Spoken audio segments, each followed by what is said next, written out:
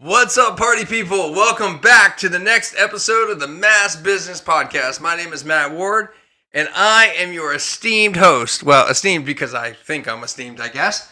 I am so excited to bring you my next guest. But before I do that, just a reminder that yesterday, my brand new book released called The High Five Effect, How to Do Business with People Who Bring You Joy. I hope that you'll pick up a copy at highfiveeffect.com.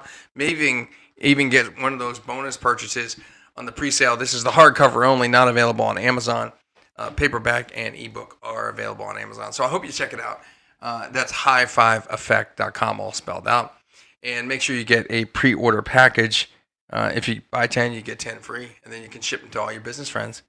Just like my guest today did. I'm super excited to bring you this guest. My guest for this episode is Amy Flores-Young, also known as Flo Yo. She's all about transformational travel and reclaiming the joy in travel. She specializes in realizing your dream retreat with more profit and less stress. Amy's a true partner in the planning process, so coaches and leaders can deepen their client relationships. She's a sought-after expert in the world of travel planning and retreat business strategy. And she champions and rallies coaches and consultants to build the business and lifestyle of their dreams. I've known Amy for a long time. We met through networking. Shocker. And in this episode, we're going to talk about the growth and the transitions in her travel planning business. Are you ready? Let's go. High five the world. I'm feeling all right. High five the world. Yeah.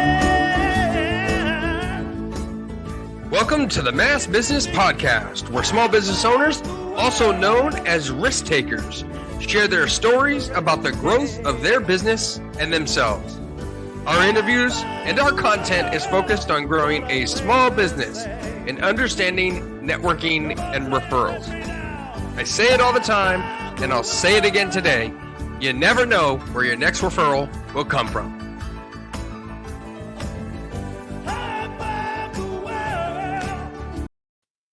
All right. Hey, welcome to the party, Amy Flo Yo. How are you? Hello. I'm excellent and happy to see you, and actually speak to you. We usually just do videos kind of back and forth. Yeah. With each Yeah, other. it's so fun.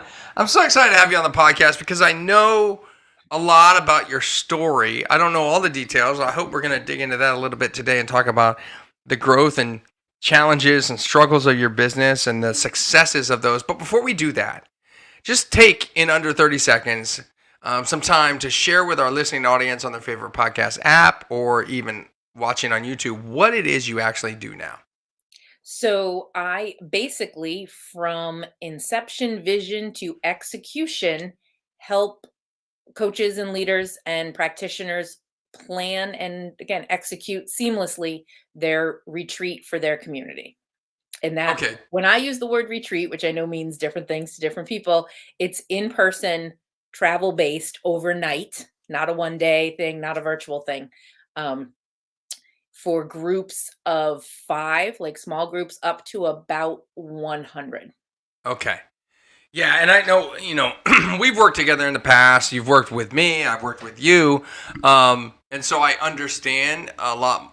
I've always envisioned doing awesome retreats and things like that are business minded. In fact, just had a conversation with somebody last week about he and I teaming up and doing a thing, retreat around the F1 race that will be in Miami. It's just an idea we have right now. It's just the germination, the seed, to see where it goes. We'll talk about it and see what happens. But that's the type of thing that I think a lot of people don't really know that's out there, that they're specialists that can help them with that. Mhm. But I want to go back. How long have you been a travel agent? Professionally, just almost 5 years now, but I've done it as this, I want to kind of say, side hobby Yeah. for 20 years. And so sounds like 50% of that full-time gig was in during the pandemic, or at least a third of it. Correct. Things have changed quite a bit. I mean, when the pandemic hit, I was traveling a lot. I had done 36 speaking gigs in 2019. I was traveling in lots of different places. I'd been in New Orleans twice in 5 days, and I had never been to New Orleans in my life prior to that. Yep. So, what has that looked like for you, and what's the journey been like? I mean, what different forms of services have you offered along the way? Right. So when I got into travel, it was more traditional travel. I am a Disney Mm-hmm. nut, so Orlando, all things Disney, Disney cruises was kind of where it started. People would come. Are you a big Winnie the Pooh fan? I am a big Winnie the Pooh fan. Ah, Yeah, see, I knew yeah. that. See, so hence where the T came from. It was once Tiggerific. So this is a lot about transformation, huh? The LLC is Tiggerific Travels. So it Wow. shows obviously that our roots are in Disney-based family type travel. Mm-hmm. And then, like exactly like you said, over time, obviously that's still a huge percentage of our Mm-hmm. business, or all inclusives, cruises, the Disney packages, Universal, all those types of things. Um, but yeah, definitely grew. And as much as the pandemic froze travel and things got really scary for a while, and to be completely transparent, we won't be back to what I call like income levels for probably about 3 years.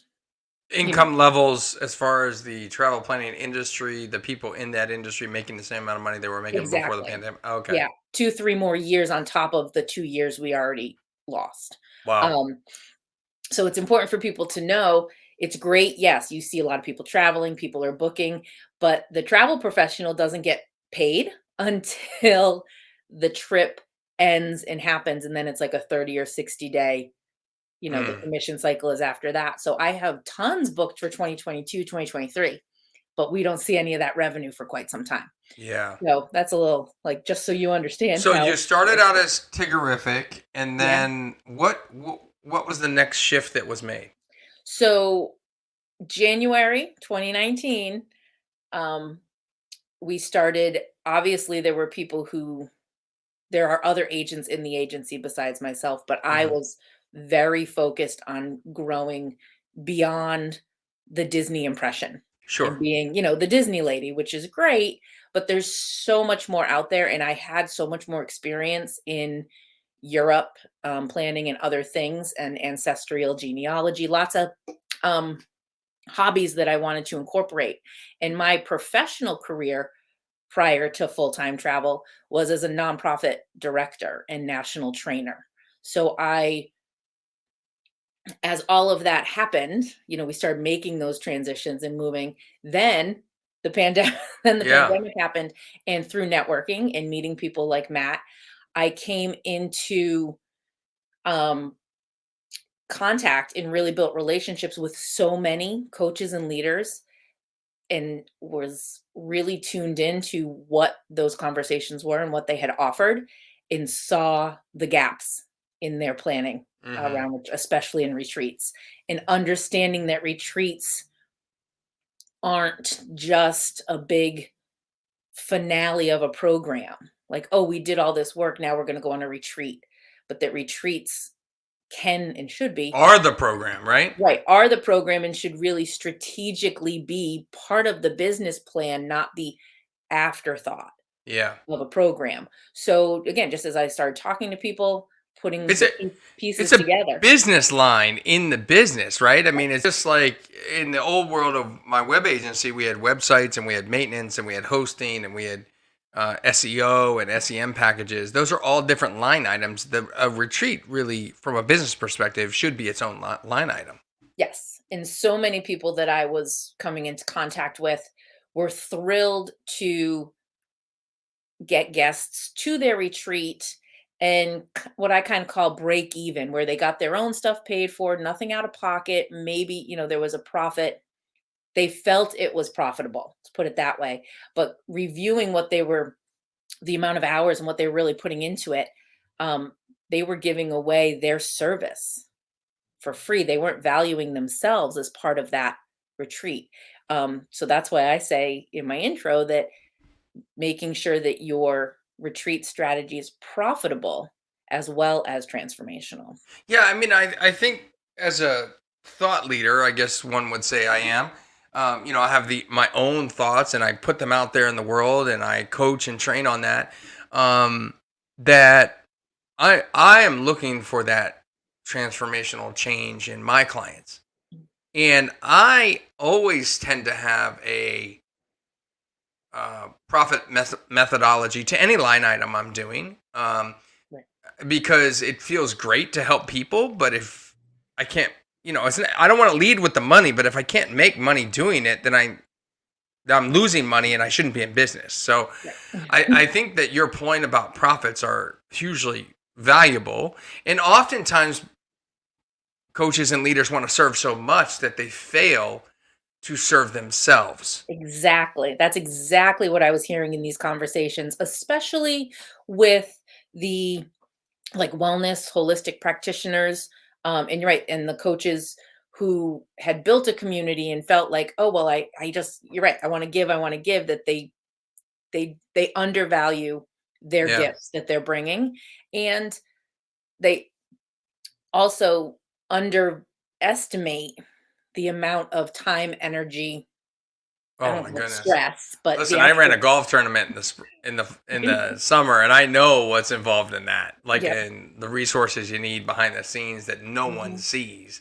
Right. I mean, it's just, and I wouldn't say I've been to retreats per se, but I've been to um, remote learning Mhm. things, Yeah. and these events all have logistical stuff that goes on behind the scenes. Yeah. Right. And that's just such a huge piece. There are tons of great books and great, how to do a retreat programs you can buy. Hmm. And I say, which for many people, that might serve them well enough to truly understand the expectation in the process. Yeah, But just because you understand it doesn't mean you want to do it. And doesn't mean you can execute it.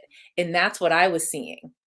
And people wanted and needed that accountability to go through the timeline and double check their budget and do the up levels. What I call, that's a big thing that I bring, is the creative up levels that don't cost a ton of money, but bring your guest experience to another level.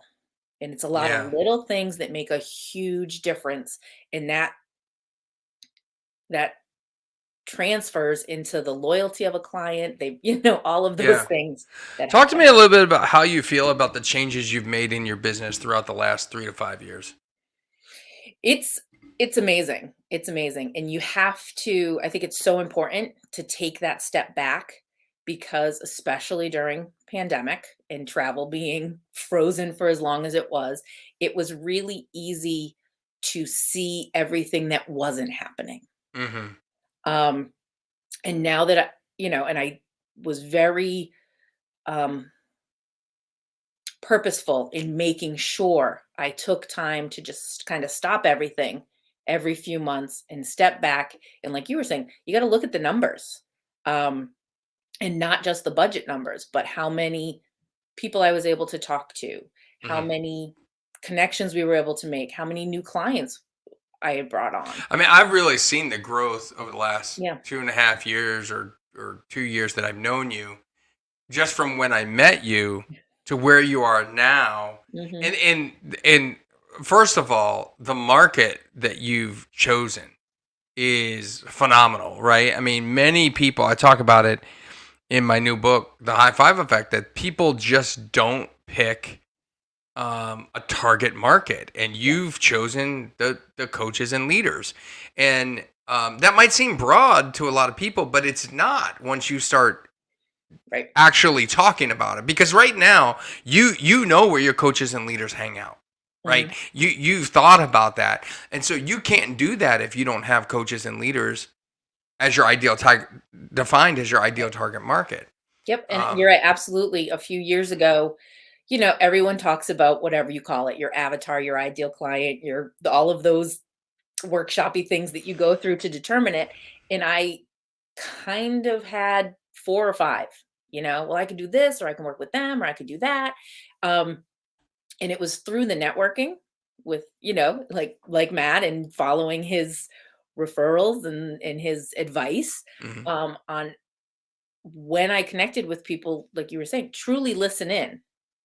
And that's how I found all these gaps, and Hmm. how I suddenly went from knowing, a couple life coaches, a couple practitioners, all of that, to being engaged to the point where people were looking for me. Right. Honestly, in certain groups, like, "Hey, I haven't seen you comment in a while. Where you been?"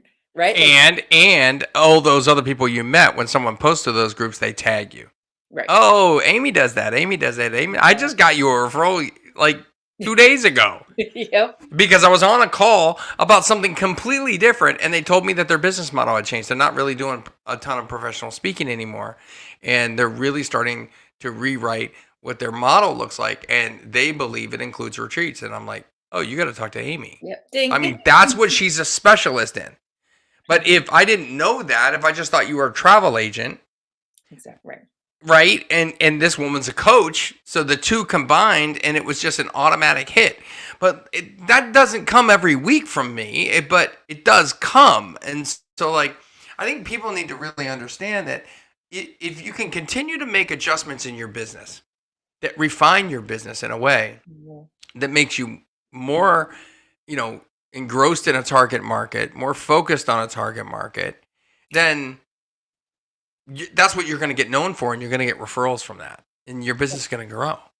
Are you happy with the adjustments you've made? Oh, so of course. Yeah. I love it because it's not only streamline and again, I'm a logistics person, so I love all the systemization and streamlining and all of that. It really does focus in all of your marketing, all of your communication, all of your, like, and I know people say it over and over and over again, but it's true. If you think you're serving everybody, you're not serving anybody. And that you really need to have that, you have to work hard and think about the niche. You really do. Um, yeah, and it's I've seen it. It's, again, during a pandemic where travel is still a little wonky. I'm already 50% full for 2022 for retreat clients. Um, Mm, like, who, you know what I mean? Like, who would have thought of that? Where, 2 years ago we had none because everything kind of froze. And um and yeah, yeah. obviously we can only work with so many because and that's another thing. I'm very clear and I'm okay with accepting that I can't work with everybody. And and Is that one of the things? I mean, what is one thing you would really recommend to small business owners right now that you've learned throughout this process, Mhm. right? Of changing your business model from being the Disney queen to the retreat thing. What is one thing you would share with the listening audience that is a key takeaway for you, that is something you would recommend for them? There's so many different things that are just like flowing flowing right now. Yeah. Um First of all, like, I can tell you, I was having a conversation with my coach when we were talking about, you know, I had just invested January, and then March travel died, right? We had this Hmm. huge plan of what we were going to do. And we joke, me and like we threw a lot of spaghetti at the wall, like Costco size boxes of spaghetti to see what would stick. And again, it was really easy to look at all the things that didn't happen. But through that process and finding out, and I'm not a pain point marketer, as people say, find the pain point. Yeah. I look Yep. at it as find the problem you can solve. And that's what it was. I kept hearing, listen to the people and find the Yeah. gap and fill the gap. And I can tell you, when we envision this whole retreat model and how to price, it's not just, oh yeah, I can do that, how to price it, how to market it, how to offer it. I was like crying. I remember I was in the car, Mm, pulled over in Burlington. I know, like, exactly that moment. So when you feel that moment, trust it, go with it, don't second guess it. I guess that's what it was, because it would have mm. been really easy for me to say that's too different. People don't know me. people didn't know my career background as a national trainer and understanding the front of the room, right? How to moderate and facilitate and all of those things. Yeah, and to trust it and give it time.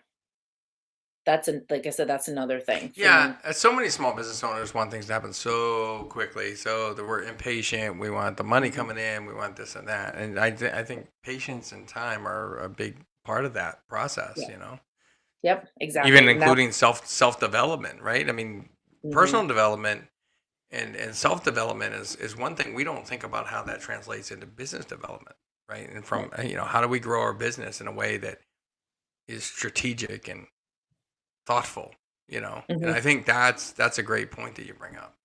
Yep. Yeah, I mean, so many great takeaways from this episode. I want to ask you a couple more questions before I let you go. Sure. So the first one is, I'd like to find out from my guests what type of software they would recommend for other small business owners. What things could help you in your business or have helped you in your business that you could not live without. And this is not industry specific software, but Right. just generally. Yeah. Um, as Matt kind of knows, I do love StreamYard myself. It's what Yeah. I do all my lives in because of all the cool graphics and overlays you can do. Um, I think they offer that at such a higher level than many of the other video services. Yep. So I do love that one. And I have tried a few different CRMs. And honestly, I'm still a Google Sheets. I'm still a That's Google okay. Suite. Yeah, I'm a Google Suite person. Um, So Google, yeah, we've had a number of people mention Google Suites and even Sheets on here. yeah, and that's again because until you're right, it's still finding those. And that's like I said, you gotta give it time, you gotta figure it out, Yeah. and you gotta do Best what's right best for CRM you. software you would ever use? The one you actually use. Use exactly. And that's what, how many times have you dropped, oh, I'm gonna go learn about this, I'm gonna go learn about this, I'm gonna get on this, I'm gonna get on that. I have an active campaign account that I haven't opened in 6 months. So you gotta, yeah, it's whatever you're gonna use and don't feel like your business is less than. Like I said, I've grown almost 500% in Mm. 5 years using Google Sheets. There you So, go. There you mhm. go. All right, next question. I like to always find out from my guests, what is the best business book you would recommend that others read? There are quite a Yeah, you few. you put up a picture. Yeah, the high five effect's not a bad one. You Well, put up a picture recently on your Facebook of all your small business friends who have been authors, yeah. and you tagged everybody in that. Yep. Most of the business books that I've had, obviously there's the big ones that you read and you're like in theory and philosophy, they're really Mm-hmm. great. Mm-hmm. Um, but I was like wondering if I could reach it now. But one of most of the books that really for me give me the tangible, oh my gosh, I can implement this little piece. Um, there's one called She Profits. Mm-hmm. And again, it's not a huge heavy read, but Yeah. I read She Profits by Mel Mcsherry. um, and that weekend that I read it, rewrote my entire business plan for the next few Wow. quarters. Wow. Well, Because again, we're it was gonna put just a link in the show notes yeah, for that book because that's a. yeah. I And haven't heard that book before, so that's gonna be a yeah, great one. it's again, it's a local, you know what I mean? It's a Yeah. Yeah. small Independent author, published off. Self independent. published author. Yeah. Yep. And again, she wasn't saying anything earth-shattering new philosophy-wise, but again, when you've probably done this too, you hear someone say it in a different way where it completely clicks, and part of it was she kinda gave permission. She was one like and, she said it I guess I read it at the right time to get like Yeah. right, we're saying, "Give me permission to Yeah. transition and say, yep, I'm all in, and this is what works for me." That's awesome. That's Yep. awesome. Great stuff, Amy. I always love having you, just chatting with you.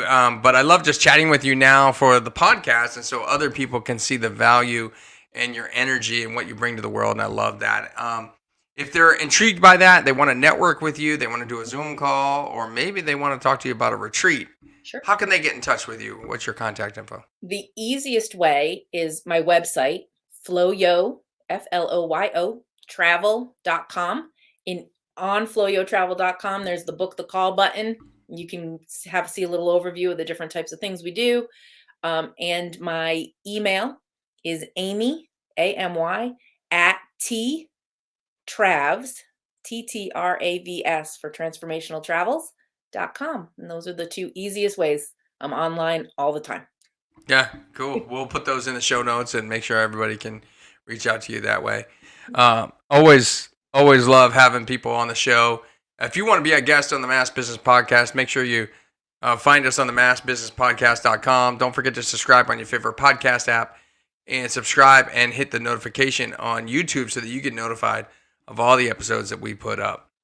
As I like to say at the end of every video and every podcast episode I do, don't forget to live happy, smile a lot, and high five everyone around you. Take care.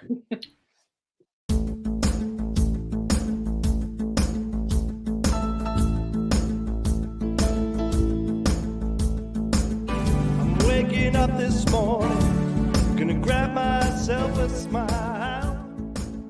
Thank you for listening to the Mass Business Podcast, where we focus on growing a small business and understanding networking and referrals. Don't forget to like on your favorite platform and share out this podcast. This show has been produced by Heather Grant, music by Celtic Kelly, all rights reserved. I'm your host, professional speaker, author, and word-of-mouth referral consultant, Matt Ward. Don't forget to live happy, smile a lot, and high five everyone around you. Feeling alright. High five the world. Yeah, yeah, yeah.